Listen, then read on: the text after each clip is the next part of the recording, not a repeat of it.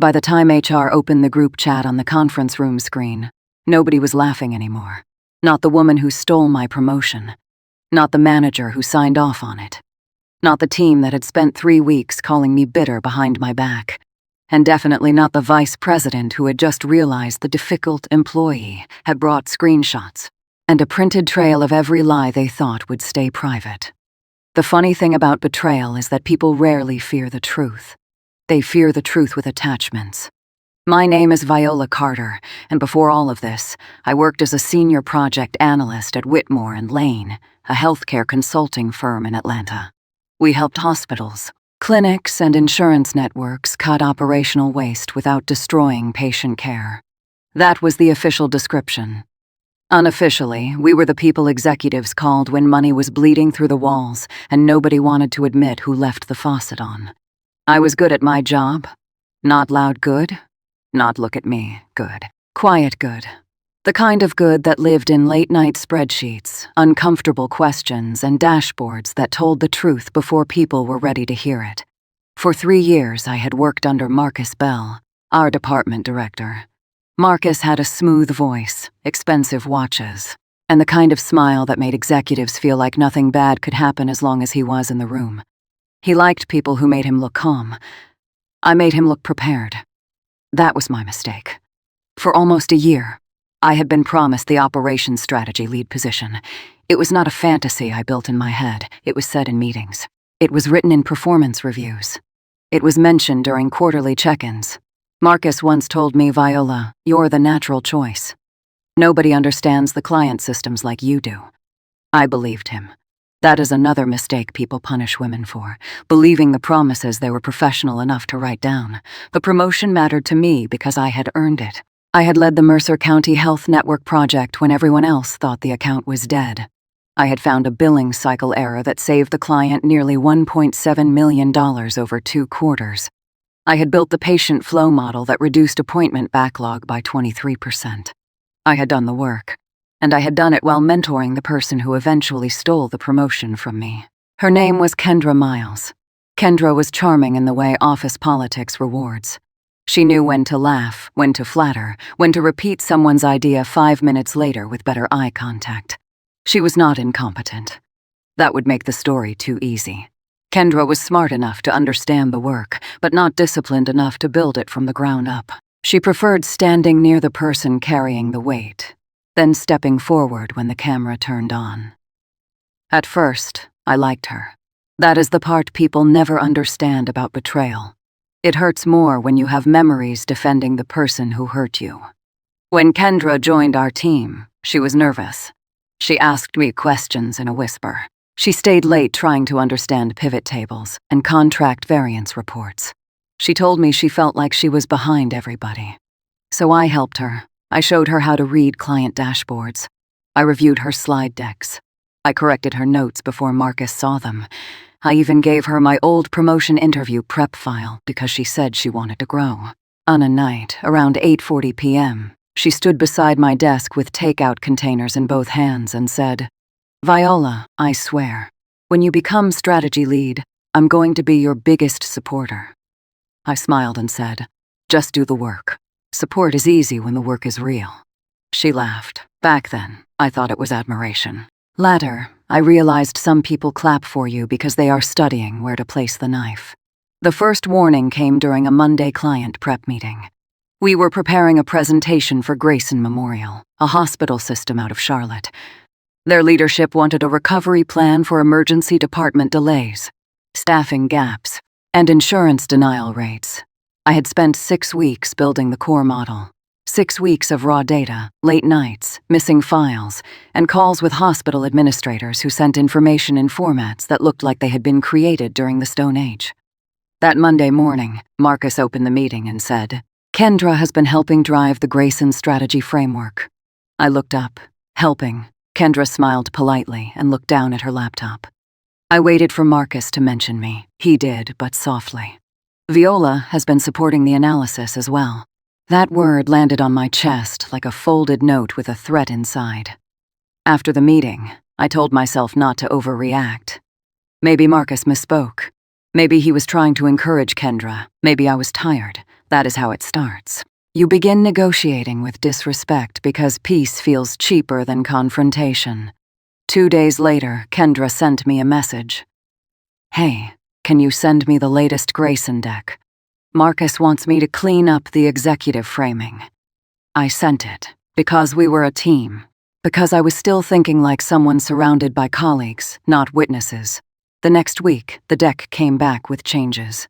My appendix was still there. My numbers were still there. My model was still there. But the cover slide had changed. Prepared by Kendra Miles, reviewed by Marcus Bell, my name was gone. I stared at it for almost a full minute. Then I emailed Marcus. Hi, Marcus. I noticed my name was removed from the Grayson deck. Since I built the analysis and operating model, can we correct the attribution before the executive review? He replied 11 minutes later. Good catch. We'll clean it up before final. Clean it up, as if my name was a typo, the next day. Kendra stopped by my desk with a soft smile and a paper cup of coffee. Hey, she said. I think Marcus is just trying to streamline the deck. You know how leadership gets with too many names. I looked at her. Too many names. There were 2, hers and his still. I said nothing sharp. I thanked her for the coffee. I told myself professionalism meant patience. I did not know patience was becoming a cage. The false comfort came during my quarterly review. Marcus sat across from me in his glass office. Sunlight cutting across his desk, making his watch shine every time he moved his hand. He said everything I wanted to hear. Your performance has been exceptional. You've become essential to our healthcare accounts. The strategy lead role is still very much in discussion. Then he leaned back and added, just be careful about how you're perceived. Sometimes you come across as guarded. Guarded. Another word people use when they want access to your work but not your boundaries. I asked him what he meant. He smiled. Nothing major, just make sure people feel you're collaborative. Promotions are about leadership, not just output. I nodded. There it was. The door had moved. At first, the promotion was about results. Then it became about visibility, then collaboration, then perception. Whenever a goalpost moves, check who is carrying it. 2 weeks later, Whitmore and Lane held its monthly leadership town hall. Everyone gathered in the large conference room on the 22nd floor. The Atlanta skyline sat behind the windows like a painting nobody could afford.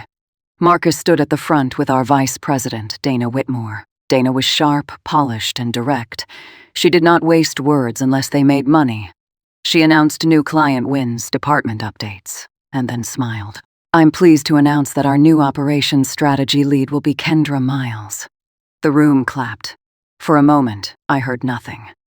Not because the room was quiet, because something inside me had gone still. Kendra stood up with both hands pressed to her chest like the announcement had surprised her. Marcus clapped the loudest.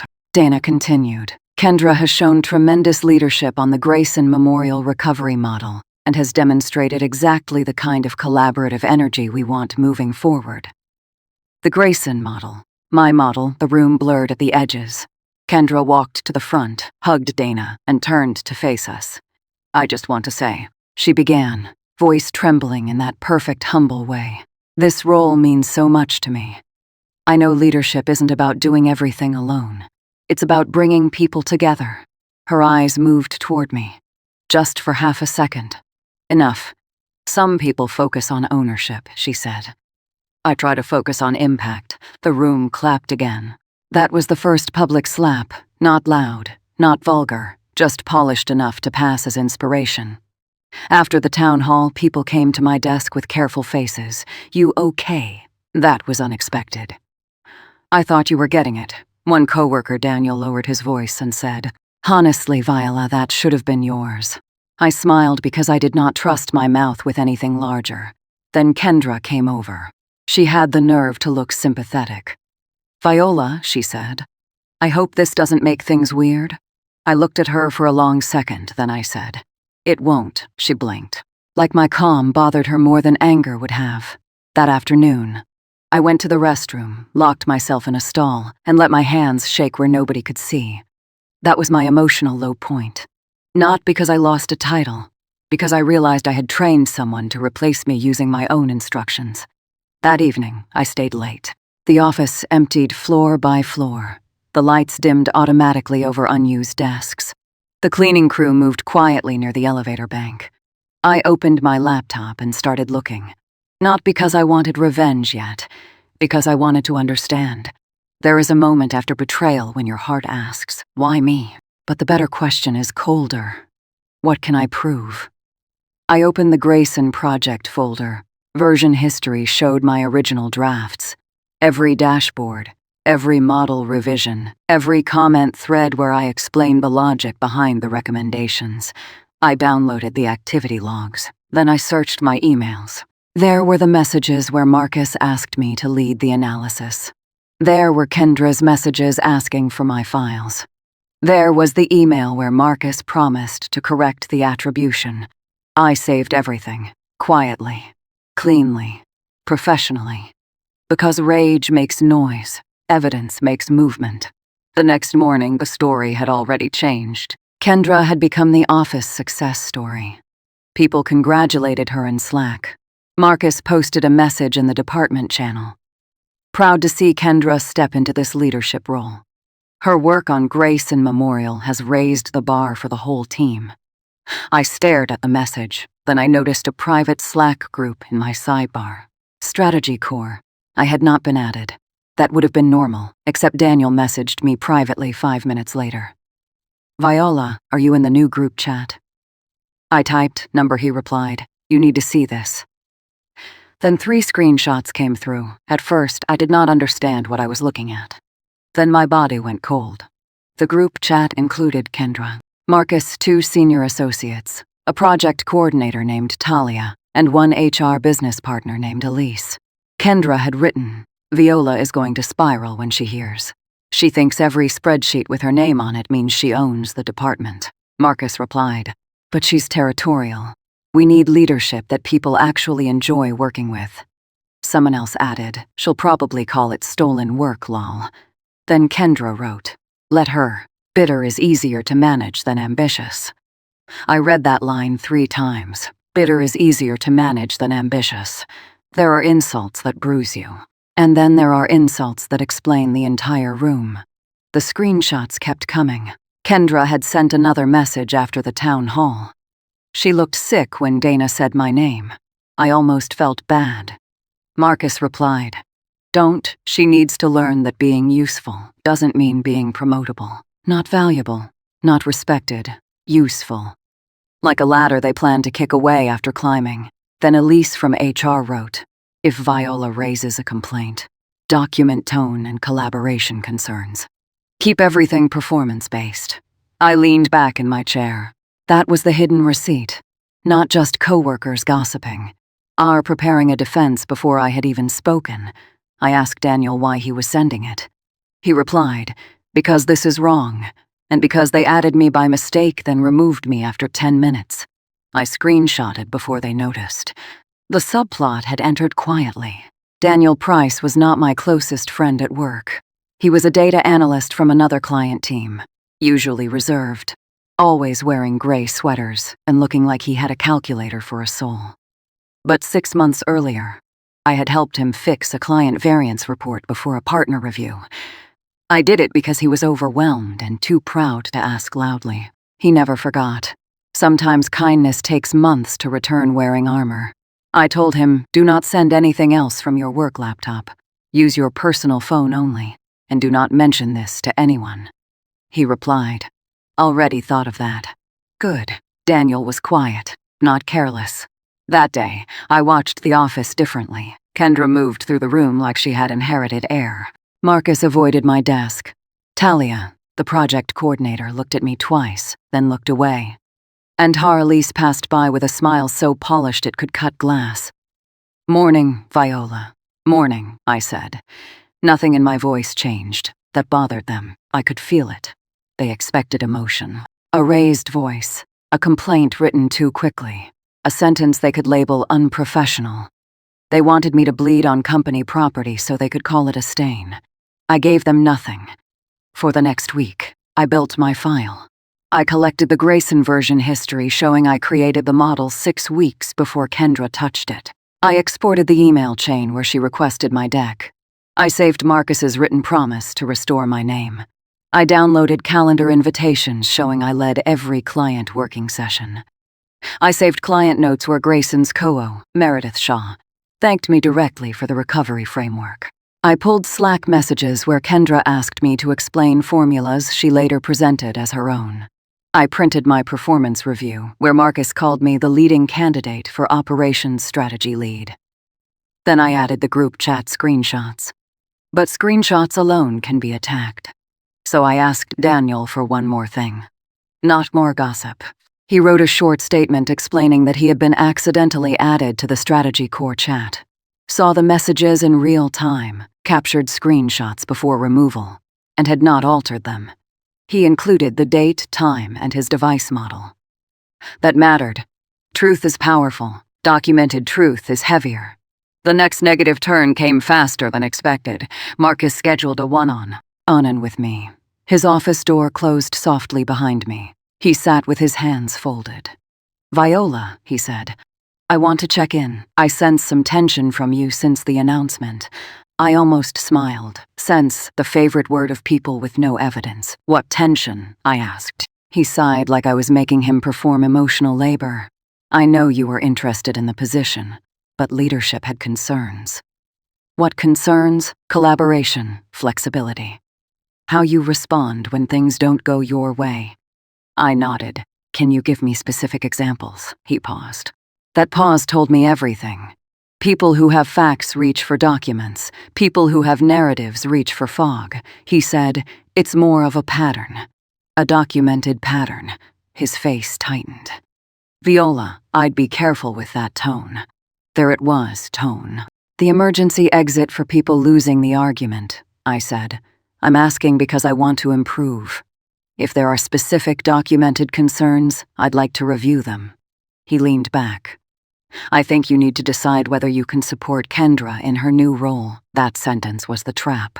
If I said no, I was bitter. If I said yes, I accepted the theft, so I said, "I can support any leader who operates with integrity and proper attribution." Marcus stared at me. Then he smiled without warmth. "I'll make a note of this conversation." "Please do," I said. And I made one too. Date, time, summary. People underestimate women who take notes. They think we are emotional because we remember details. We remember details because emotions taught us what details cost. 2 days later, I received a formal meeting invitation from HR. Subject: collaboration alignment, discussion attendees. Viola Carter. Marcus Bell, Elise Turner. That was when I knew they were moving. Not to fix the situation, to frame it. I accepted the invitation. Then I forwarded it to my personal email because I no longer trusted the building that paid me. Before the meeting, Kendra stopped near my desk. She wore a cream blazer and a soft expression. "I heard HR wants to talk. I really hope this isn't because of me."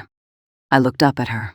That was the first time I let silence stretch long enough to become a mirror. Her smile flickered. I said, "Why would it be because of you?" She swallowed. "Well, I just know transitions can be hard." I nodded. "For people who confuse promotion with permission, yes." Her face changed. Only for a second. Then she laughed lightly. "See, that's what I mean. You always make things sound like an attack." "No," I said. "I make attacks sound recognizable." She walked away. By lunch, I heard whispers. Viola was upset. Viola was being negative. Viola could not celebrate another woman. That one almost made me laugh. People love turning theft into sisterhood when accountability walks into the room. The HR meeting happened on a Thursday at 20:00 p.m. Small conference room, frosted glass. A round table, one box of tissues placed in the center like they expected a performance. Elise sat with a folder in front of her. Marcus sat beside her, looking serious in the way men do when they are rehearsing concern. Elise began. "Viola, thank you for meeting with us. We want to discuss some concerns about team dynamics following Kendra's promotion." I said, "Of course." She glanced at Marcus. "We understand you may be disappointed. That's natural. But several people have expressed that your energy has shifted." "My energy," I repeated. "Yes. There have been concerns about bitterness." There was the word, the one from the group chat. They had dragged it from a private insult into an official room. That was their mistake. I asked, who used that word? Elise blinked. I'm speaking generally. Marcus shifted. Elise said, we're not here to accuse anyone. We're here to support a productive path forward. I opened my notebook. Great. Then I'd like to discuss productivity, attribution, and retaliation risk. Marcus frowned. Retaliation. I looked at him. Yes. The room changed temperature. Elise folded her hands. Viola, are you making a formal complaint? Not yet, I said. That was important. Not yet is a door. I continued. I came prepared to understand the concerns being raised against me. But since bitterness has been mentioned, I think it is important we review the full context. Elise said. What context? I reached into my folder and placed the first document on the table, my performance review. Then the email where Marcus called me the natural choice for strategy lead. Then the Grayson project timeline. Then the version history. Then the client notes. Then the email where Kendra requested my deck. Then Marcus's reply promising to correct attribution. I placed each one down slowly. No drama, no shaking hands. Just paper. Marcus stopped looking serious. Elise stopped looking comfortable, I said. Before we discuss my reaction to Kendra's promotion, I'd like to establish what work the promotion was based on. Marcus cleared his throat. Viola, nobody is denying you contributed. Contributed, I said. That word is doing a lot of unpaid labor. Elise looked at the documents. These are project files, copies, I said. With timestamps, Marcus said. This feels adversarial. I turned to him. No, Marcus. Adversarial was removing my name from work I created, promoting the person who presented it, then preparing HR to frame my objection as bitterness. Elise's eyes sharpened. What do you mean, preparing HR? I took out the final packet. The group chat screenshots. I did not slide them to Marcus. I handed them directly to Elise. Her face changed on the first page. Then the second. Then the third. Marcus leaned forward. What is that? Elise did not answer. She kept reading. There are sounds a guilty room makes. A chair shifting. A throat clearing. Paper moving too loudly. Someone breathing through their nose because their mouth might confess. Elise looked up. Where did you get these? I said, from someone accidentally added to the chat. They provided a written statement. Marcus said, those are private messages. I looked at him. So was my career before you discussed how to manage it. He said, this is inappropriate. No, I said. Calling me bitter in a group chat with HR before I filed a complaint was inappropriate. Planning to document my tone before I spoke was inappropriate. Removing my name from my work was inappropriate. This meeting is only uncomfortable because the receipts arrived before the narrative finished dressing. Elise stood. I need to pause this meeting. Marcus turned toward her. Marcus, do not say anything else right now. That was the first reversal, small, but real. The person who had entered the room as my judge had just become a witness. Elise asked me if I would email her copies of the documents. I said, I already prepared a folder. I can send it to you, Dana Whitmore, and legal. Marcus said, legal. I looked at him. You promoted a person using misattributed client work, discussed managing my reaction with HR before any complaint, and attempted to create performance concerns after the fact. Yes, legal. His mouth opened. Nothing useful came out. The meeting ended in 14 minutes. They had scheduled 30. Some truths finish early. At 4:12 p.m., I sent one email. To Elise Turner in HRCC, Dana Whitmore, VP of Client Strategy. Subject: documentation regarding Grayson attribution and promotion concerns the body was short, professional, almost boring. That was the point. I wrote that I was requesting formal review of promotion decision-making, attribution of client work, potential retaliation, and the use of private communications involving HR to pre-frame a complaint. Then I attached everything. The version history, the emails, the client notes, the Slack exports, Daniel's statement, the group chat screenshots, one email. That was all. I did not accuse anyone of being evil. I did not call Kendra a thief.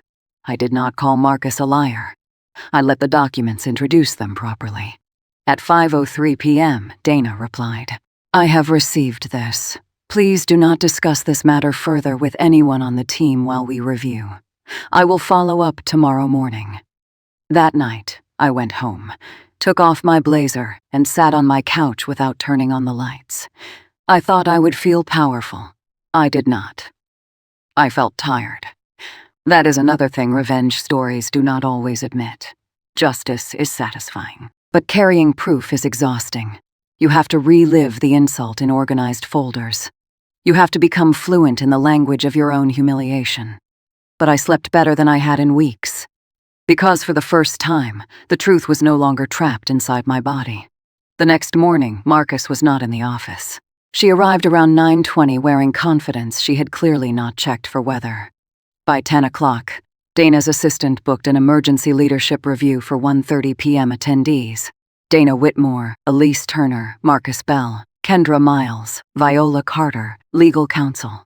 HR director, Grayson account leadership. When I saw Grayson account leadership, I sat very still. Meredith Shaw would be there. The client Kufo. The woman who knew exactly who built the recovery model. At 12:55, Kendra walked past my desk. Her face looked tighter than usual. "Do you know what this meeting is about?" she asked. I looked at my screen. Yes, she waited. I did not continue. She laughed once, nervously. "Viola, I hope you didn't take things too far," that sentence. Take things too far. People steal your work, stain your reputation, mock your pain. And when you bring proof, suddenly distance becomes their concern, I said. "Kendra, the truth only feels far when you've been standing away from it." She walked away. The public reversal happened in the same conference room where the promotion had been announced. That was not my choice. That was Dana's. Maybe she understood symbolism. Maybe the larger room had better screens. Either way, it felt like the building had decided to testify. At 1:30, we sat around the long table. Dana at the head. Legal counsel beside her. Elise looked pale, but composed. Marcus sat with a folder he kept opening and closing. Kendra sat with her hands clasped so tightly, her knuckles looked white. Meredith Shaw joined by video from Charlotte. Her face appeared on the large screen. "Good afternoon," Dana said. "This meeting is to review serious concerns regarding work attribution, promotion process integrity, and internal communications related to an employee complaint." No one spoke. Dana continued. "We will discuss facts only." Beautiful words when you brought them. She asked me to summarize my concern. I kept it short. I believe the Grayson Memorial Recovery Model and Executive Framework were used as central justification for Kendra's promotion, despite being primarily created by me. I also believe my anticipated objection was discussed in a private group chat involving HR, where I was characterized as bitter before any formal complaint was made. Kendra immediately said, "That's not fair." Dana turned to her. "You will have time to respond." Then Dana nodded to legal. The screen changed. First came the project timeline. Created by Viola Carter. Initial model upload, the 3rd of February. 11:48 p.m. major revision. The 11th of February, 1:16 a.m. executive framework draft. The 19th of February, 10:32 p.m. Kendra's first edit. The 8th of March, 4:07 p.m. The screen did not argue. It only showed the timestamp. Dana asked Marcus, "Who led the Grayson analysis?" Marcus said, "It was a collaborative effort." Legal counsel said, "That was not the question." Marcus blinked. "Viola led the initial analysis." "Initial." I said nothing, but Meredith on the screen leaned forward. Meredith said, "From Grayson's side, Viola led the working sessions." She explained the model, walked us through staffing impact, and handled the revisions after our finance team challenged the assumptions. Dana looked at Kendra. "Kendra, what was your role?" "I helped refine the executive message." Meredith frowned. "I don't recall you being in the main working sessions." Kendra's eyes dropped. Marcus jumped in. "Kendra helped internally." Dana looked at him. Marcus, the promotion announcement, specifically credited her leadership on the Grayson model. Silence. Then legal changed the screen again. Email from Kendra to Viola. Can you send me the latest Grayson deck? Marcus wants me to clean up the executive framing. Dana nodded slowly.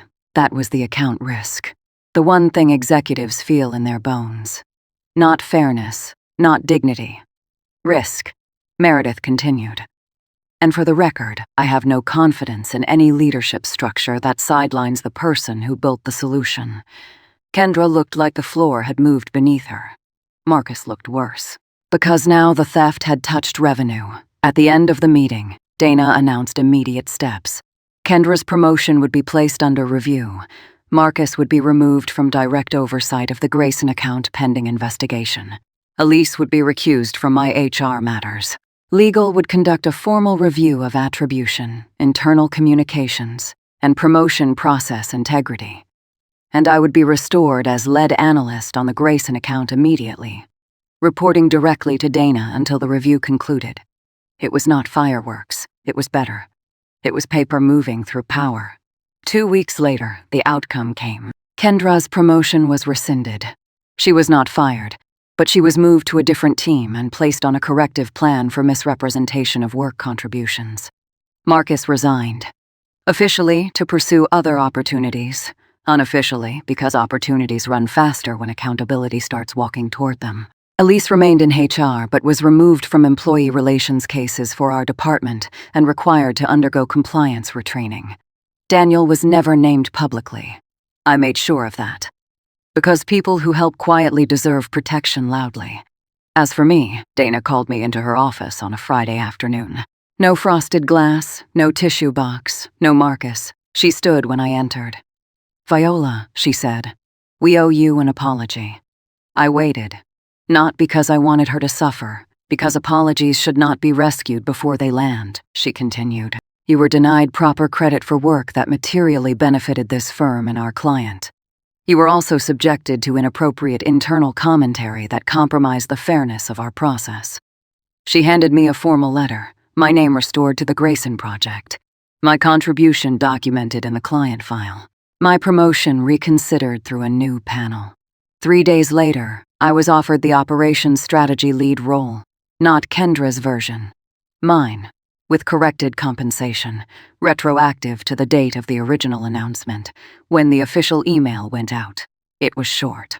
Please join us in congratulating Viola Carter on her promotion to operations strategy lead. Viola's leadership on the Grayson Memorial Recovery Model has been instrumental to our client's success. No speeches, no balloons, no fake surprise. Just my name where it should have been the first time. Kendra sent me one message that afternoon. I'm sorry for how things happened. I stared at it for a while. Then I replied, no, Kendra. Things didn't happen. You did them. She never answered. That was fine. Not every apology deserves a doorway back into your life. Some only deserve a receipt stamp. Months later, the Grayson account expanded again. Meredith requested that I lead the next phase directly. Dana gave me 2 analysts and control over the operating model. During one of our internal trainings, a junior associate asked me how to protect their work without seeming paranoid. I told them, documentation is not paranoia. It is memory with a backbone. They laughed, but they wrote it down. Good, the office changed after that. Not perfectly. Offices do not become fair because one truth wins, but people became more careful with names on slides. More careful with who got copied on emails. More careful with the word collaboration. And whenever someone said, we all contributed, someone else usually asked, can we clarify who created what? That was enough for me, because revenge is not always about destroying a person. Sometimes revenge is forcing the room to stop pretending confusion is innocent. I still think about the group chat sometimes. Not because it hurts the same way, it does not. I think about it because it taught me something important. People who call you bitter are often afraid you can count. They are afraid you remember dates. They are afraid you saved the message. They are afraid the person they dismissed as emotional learned how to organize pain alphabetically, chronologically, and legally. They thought I wanted revenge because I was angry. They were wrong. I wanted truth because I was tired of being useful in private and erased in public. Kendra stole my promotion and called me bitter. Marcus helped her carry it. Har almost helped them frame my reaction before I even had one. But the group chat did what guilty people always do when they feel safe. It told the truth by accident. And once Har saw it, the whole room learned the same lesson. Never confuse silence with surrender. Sometimes silence is just a woman saving every screenshot before she speaks.